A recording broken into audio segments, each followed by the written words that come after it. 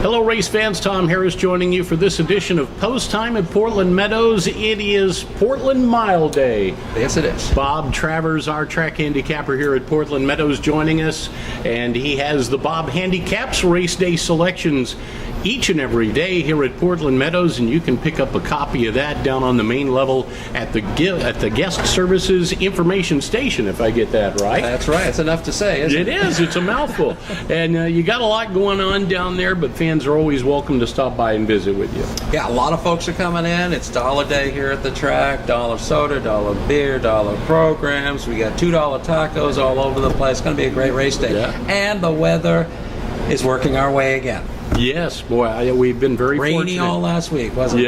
Yes. Well, let's hope that holds up. They're saying maybe 60 degrees today. That'd be it feels phenomenal. like it's getting there, doesn't it? I'll take it. I'll tell you what, also you've got a little something extra for the fans downstairs. It's the $10 free play when they sign up for the new membership. Absolutely. You come on in. If you're a new member, you go to the guest services desk, actually the HR room, historical racing room, get your sign up, get your $10 free play, and hopefully a winner. Had a big jackpot winner, I think was $6,000 this week. Wow. Yeah, another one. Yeah. Well, it was just a couple of weeks ago we were talking about 13,000 plus, and so another 6. And it's just raining money here. Okay. Well, I don't know about yesterday, though. Well, let's see if we can make it rain a little bit of money on today's program. Some great races, the final quarter horse stakes of the year. It's the Mount Hood Handicap, $11,000 added, 400 yards. We get to see actually some of the best locally here in the Pacific Northwest. This really came up to be a short but testy group. Henry Craig, Tickle Your Fancy. I think it comes down to those two, but I don't see where you discount anybody else, really. Yeah, you can't. This is one of those races where the horse that breaks well, gets a nice clean trip, is probably going to win it, because they're all pretty much the same level of competitiveness.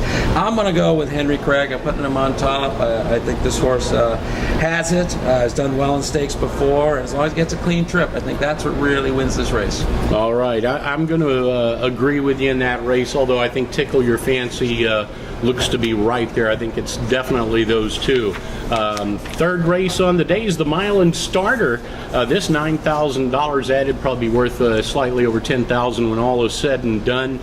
This race, around 2 turns in a mile. We have several mile events. Of course, the big one later on we'll talk about. But this race came up pretty tough here, Bob. What do you think in the field of a half dozen? I'm looking for the 4 Barb's Boo to take it all today. I think this horse has everything going right for it. Got the speed, got a new jockey, and Mr. Zanillo, and I always like playing him on 2 turns. So. All right. I agree with you there as well. Rocks the Fox, a horse I think's been very hardy, and I think we'll probably have a chance to bounce back here, providing that the track doesn't become wet later on, and it's not supposed to. But this horse encountered a really sloppy track last time. That just certainly was not his bag. On a faster track, I think it'll be a different story for him, so maybe a little closer today. Probably a decent price, too. All right. Got to fish for a price once in a while. The 5th race is the Revolute Slew Starter, $9,000 added for this one. Again, 1 mile here on Mile Day, and this brings out a group of fillies and mares. What do you think? I'm actually looking at a closer on this, and I'm getting a price 10-1 morning line. Excess RE closer, always hard to gamble on them. Is coming on the win. They always come up a little short, 2nd and 3rd for me, but I'm taking a chance today. I think this horse has what it takes for this distance. I think distance is the key here.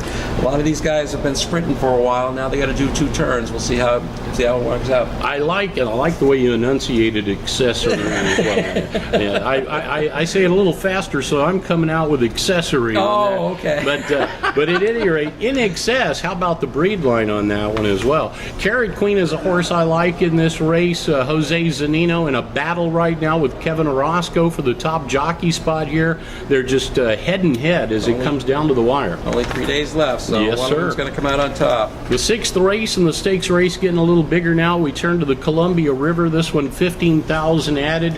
Again, it's a 1 mile run, and we have a half dozen.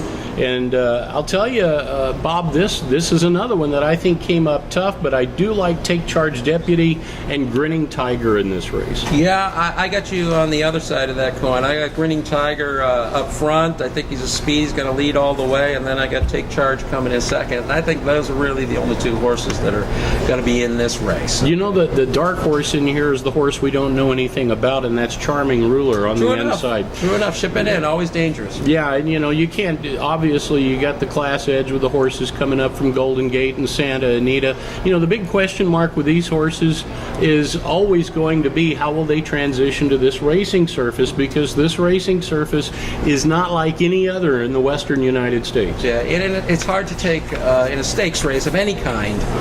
You want to take a horse that's never won a race? Not for me. Right. Yeah. Well, we'll see how it all plays out. Should be a fun race. The Donna Jensen Memorial, another $15,000 added event. They're going to go a mile in this one, and the girls take the stage.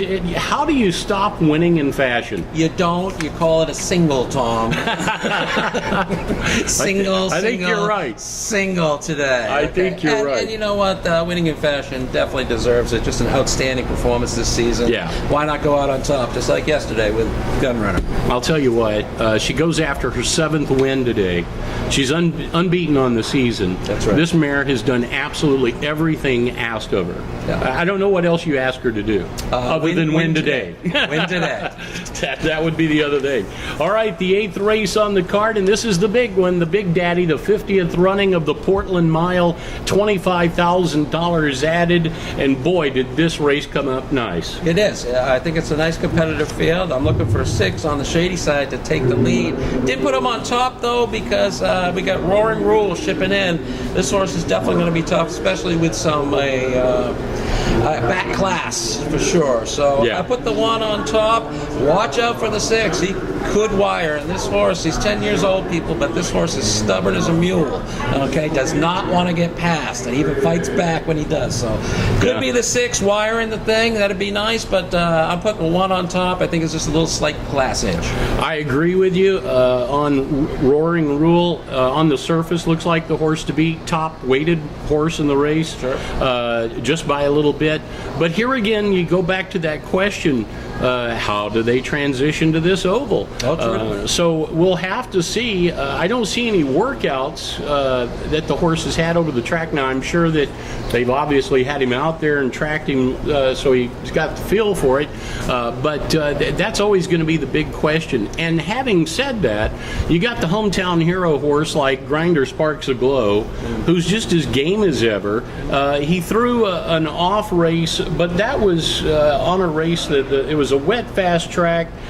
He was pressed late in that race. It was a mile 70. I take that back. The track was fast, but on the shady side, ran a big race in the Crater Lake.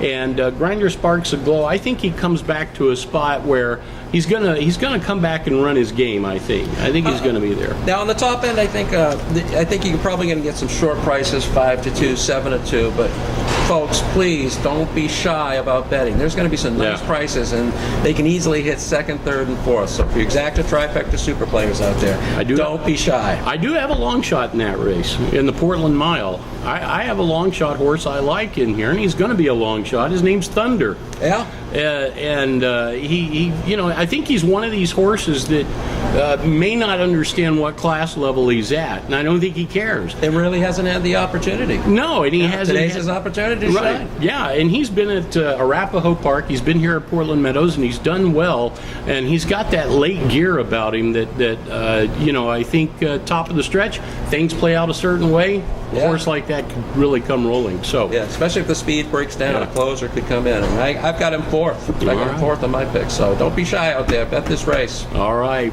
Looks like it's going to be a lot of fun, Bob Travers. Always. All right. I'm Tom Harris. We'll have the race day information straight ahead.